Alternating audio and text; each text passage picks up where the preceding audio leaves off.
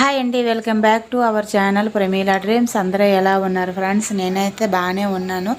ఇంకా నేను అమ్మ వాళ్ళ ఇంటికైతే సడన్గా బయలుదేరాను. అమ్మకి కొద్దిగా హెల్త్ చాలా బాగాలేదని ఫోన్ చేసింది. ఇంకా నాకైతే మనసు అసలు ఉండబట్టలేదు.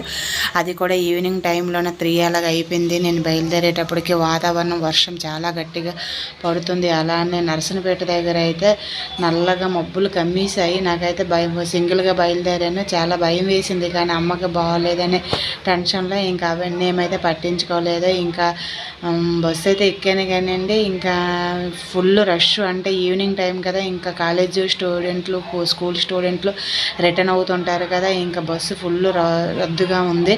అసలు కాలు పెట్టి కాలు తీయడానికి కూడా లేదు. కొంతమంది స్టూడెంట్లు అయితే బస్సుకి వేలబడి కూడా వచ్చారండి, కానీ అలాగా సేఫ్టీ కాదు. కానీ ఏం చేస్తాం, తప్పదు కదా, లాస్ట్ బస్సు అనేటప్పుడు తప్పదు. ఇంకా ఫైనల్గా అయితే ఇంటికైతే వచ్చేసామండి. ఈరోజే మాకు నైట్కి అయితే అమ్మవారు అయితే ఊర్లోకి వస్తుంది. అంటే దసరాకి ఒక 15 రోజుల ముందే అయితే వేరే ఊరు నుండి మా ఊరికి అమ్మవారికి అయితే తెస్తారు. ఈ 15 రోజులు అమ్మవారు ఊర్లోనే ఉంటుంది. మళ్ళీ దసరా ముందు రోజు అయితే మళ్ళీ యథాస్థితికి వెళ్ళిపోతుంది. చీరలు ఇలాగ ఎందుకు వేస్తారంటే దీన్ని పాగడ అంటారు. అమ్మవారిని ఇలాగ పాగడ వేసి ఇలాగ ఒక దగ్గర, అంటే వీధిలో అందరూ ఒక్క దగ్గర చీరలు, దీపాలు, ప్రసాదాలు అన్నీ పెట్టేసుకొని అమ్మవారికి అక్కడ అదే కూర్చోబెట్టి ఇంకా పూజని అయితే చేసుకుంటామండి. ఇంకా అందరం అయితే ఈ విధంగా అయితే చేసుకుంటున్నామండి. ఇది ప్రతి ఏడాది చాలా అంటే చాలా బాగుంటుందండి. మా సైడ్ అయితే ఈ విధంగా పాగడ వేసుకొని అమ్మవారిని పూజించుకుంటాము.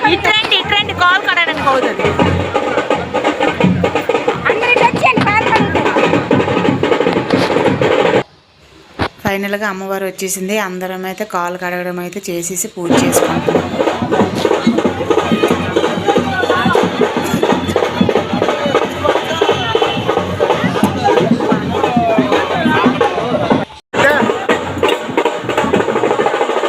ఇంకా నైట్ పూట కదా, ఇంకా కుర్రవాళ్ళు ఏమైనా డ్రింకింగ్ చేసి గొడవ చేస్తారేమోనని పోలీసుల బందోబస్తు మీద ఊరేగింపు జరుగుతుంది.